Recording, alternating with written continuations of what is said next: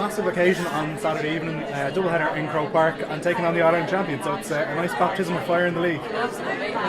Really, it's going to be magic. It'll be lovely. There's a lot of new girls to the team this year, so to start their inter-county career in Croke Park is pretty special, and we're really looking forward to it. What is your view of the double headers as a concept? Like, are you in favour of them? I see loads of different counties getting involved in this year. Yeah, the LGFA have put a huge push on this year, and I think it's brilliant. I suppose you have to have a good relationship with your men's board to try and kind of be open enough to allow that to happen, and thankfully we've been fortunate enough, and on the whole it seems like they have been, and I think that's good. I think that it's nicer to have a closer working relationship between the men's and the ladies' boards, which we haven't had for a long time. So I think all that's going to help with the promotion of the game, the ladies' game on the whole. I know, I appreciate you obviously weren't involved in the All-Ireland final last year, but to be involved in a sport where you can get 50,000+ at a national final, like if you look at the women's FAI Cup final, or even the men's FAI Cup final, or rugby school finals, whatever it might be, they're not getting anywhere near that. So that, although you obviously want to be in the finals, it must be hugely exciting to be around it. Yeah, it's huge. It's huge. Even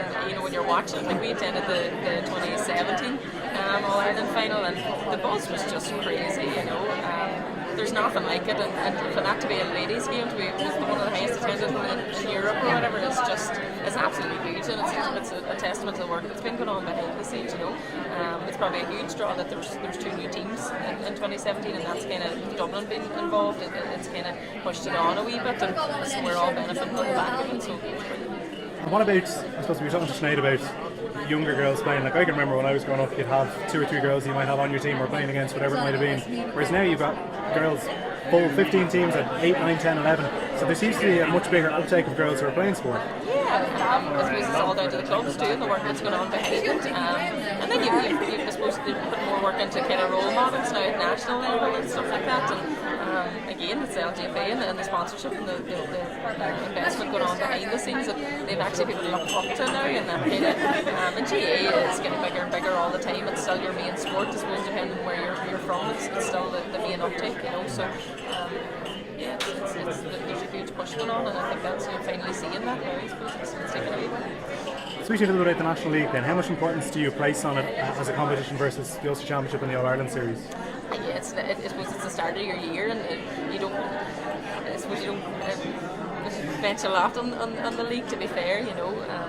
So there's admittedly some years we would have been going out gung-ho and would have felt that we would have been able to do a wee bit of damage in the league, but I think there's certain times just that you'd be happy enough to stay safe too as well, and try and build for the championship. Years we probably would have peaked too early and admittedly put too much effort and time into the league, and by the time championship came around you were just too leggy and you didn't have it probably to kind of finish out the year the way you need to. So it's all about championship. Nobody ever really pays too much attention to who wins the league or how well you do or where you place in the league. As long as you're still in that league for the year after, we'll be happy enough. I'll have to ask you that question now before the league final. But I suppose an occasion like Saturday, the fact that you are taking on the All-Ireland champions, even though it is the league, it's only early February, it's still a game you'd want to target and get a win and give you a bounce. Absolutely, and the one thing I suppose you want to give a good account of yourself. I suppose when what's up there on a big stage, you want to be able to give a good a good impression of ladies football on that stage, and that's really important. So a performance from us would be, and we want to give them a good game and try and be competitive, and that'll be really important for us first and foremost to just be competitive and try and give them a good game. And listen, if you won, you'd be delighted. But first and foremost we're looking to be competitive. Sure. Maybe just a very final one for me. We were talking tonight about playing conditions at this time of the year. December, January football. It's hardly a time of the year that you want to be playing football. Is there a need to maybe compress the season a tiny bit and have more games towards maybe March to October or November, whatever it might be, rather than bringing people out on these waterlogged pitches and that kind of thing? It's hard to condense it because of colleges football and all the wee things in between that you can't play for, and then you've the interprovincials and stuff that they've been trying to squeeze in. It's been too difficult. They've tried, I suppose, time and time probably to try and maybe I think the season's just too squeezed as it is, and you need a wee bit of time in between the league and the championship too as well to kind of find your feet, and especially from an injury, if you've somebody on a long layoff, it gives them that wee bit of time then to get up to speed. So while it would be nice to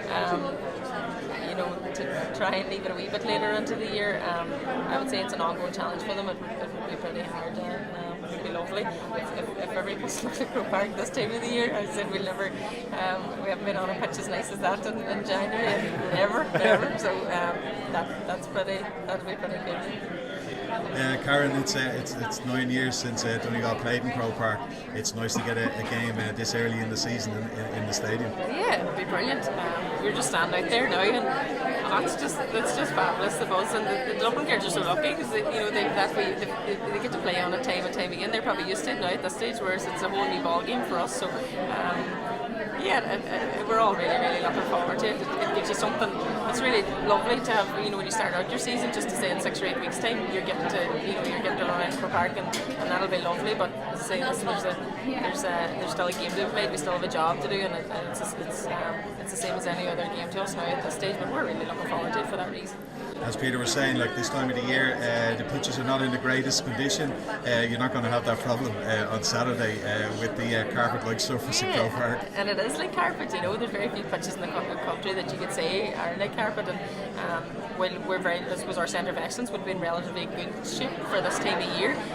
It's still nothing in relation to what we're going to play on Saturday evening, or any of the pitches. So it's it'll be beautiful. And that will add to the spectacle as well, because players are, will be able to express their talents maybe a little bit more than they would do on say a heavier pitch. That's right. I suppose it gives you a wee bit more scope, and as you want to give a good impression of ladies football now at this level, and your Division 1 football, and a lot of our family and friends admittedly are coming up, and the game's televised too as well. And all that aside, all the kind of pretty stuff aside, you still have a game to go and play, and you say you want to be competitive first and foremost, and that's really important to us.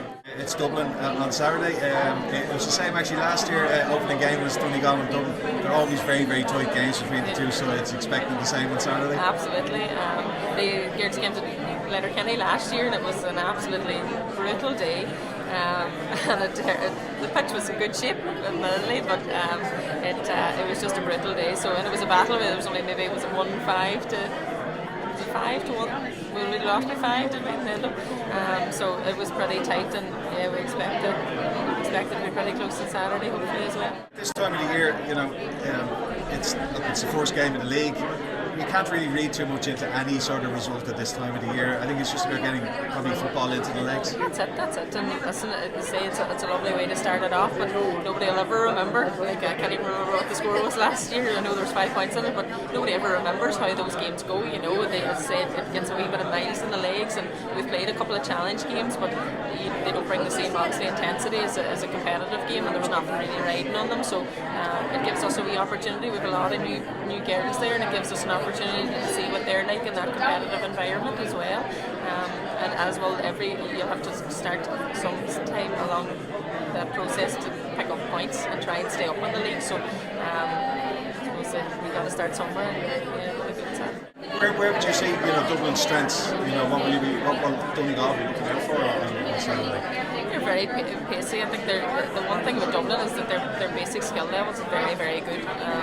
You would have picked that up probably when we were in the All-Star trip. The fundamental stuff is very important to them, like their ball handling skills and their kicking skills, and they're very clinical as well. And everybody seems to be on a level. And listen, they've set the standard for the rest of the teams. They're very pacey, they're very skillful, and they've serious forwards as well to be able to finish. So they're very well balanced on the whole. It's very hard to. It seems crazy, but you find it very hard to see holes in that. And generally anybody that comes in seems to fill the gaps pretty well. So they've set a serious standard. Looking at Saturday's game as well, for young new players that you have in your panel, it's going to be a great occasion for them, and I suppose it's all about them just taking in the surroundings and the atmosphere in Croke Park and everything else. Yeah, that's it. And I was saying that earlier. If you're 16 or 17 or 18 now, and your first inter-county game is in Croke Park, it's absolute magic, and you might never get the opportunity to play there again. So. But that aside, they still have a job to do, and that's something we need to be probably really clear on, even for the rest of us. You can't kind of get lost too much on the pretty stuff. It's still a game, and we still have to go out and try and perform with everything else aside. But the young girls have been brilliant. They've added a real buzz to the place, and they're a breath of fresh air. They do anything you want them to do. They're the legs that we don't have anymore, so that's been brilliant. It's really exciting. I asked you about obviously the state of the Leagues game at the moment is fantastic, but the 2020 campaign specifically, how much are you aware of that and how much are you supporting it? Admittedly, I'm not on social media, so you probably have to delete this because I'm terrible at it. But I've seen a lot of, obviously, the other girls are doing their best to support it too as well, and it's just another step on the ladder, isn't it, for trying to try and push it and trying to get people, I suppose, raise their profile and raise awareness of it. I say I'm not on social media, so I don't get the opportunity, but I feel it's really important that, you know, there's a certain number of girls that probably that have a wee bit of profile, and it's really important that they would be used in terms of pushing it and giving young girls a role model to kind of to follow. So